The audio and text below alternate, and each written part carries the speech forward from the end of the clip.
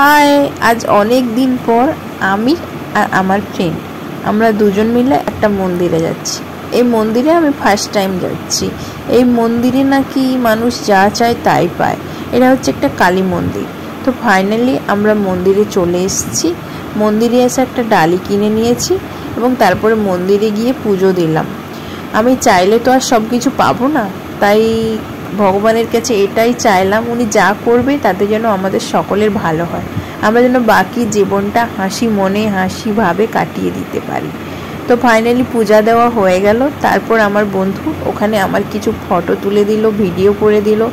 আর ও নিজে তো ক্যামেরার সামনে আসছে না, ও ক্যামেরার সামনে আসতে ভালোও বাসে না, বাট আমার সব জায়গায় ফটো ভিডিও এসব করে রাখতে খুব ভালো লাগে। আর এটা আমার কাছে একটা স্মৃতি হিসাবেই আমার কাছে থেকে যায়। তো ফাইনালি পুজো দেওয়ার পর মন্দিরের নিচে যে গাছপালা রয়েছে ওখানে দেখলাম অনেকে অনেক ঠাকুর রেখে এসছে গাছের নিচে, কার্তিক ঠাকুর। তাছাড়া মন্দিরের আশেপাশে বিশাল গ্রাউন্ড রয়েছে, পুকুর রয়েছে, ওখানে গেলাম। তো ওখানে গিয়েও মাঠে আমরা দুজন মিলে অনেক ভিডিও বানালাম। তারপর আমরা একটা খাওয়ার দোকানে গেলাম, ওখানে গিয়ে আমরা খাওয়া দাওয়া করলাম, ফুচকা খেলাম।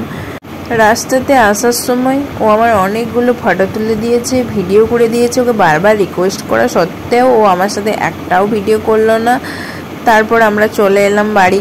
ওর বাড়ি আমার বাড়ি অনেকটাই ডিস্টেন্স, তো আমাকে আমার গাড়িতে ওঠার পর ওর বাড়ি চলে গেল। তো আমি আমার বাড়ি চলে এলাম। টাটা।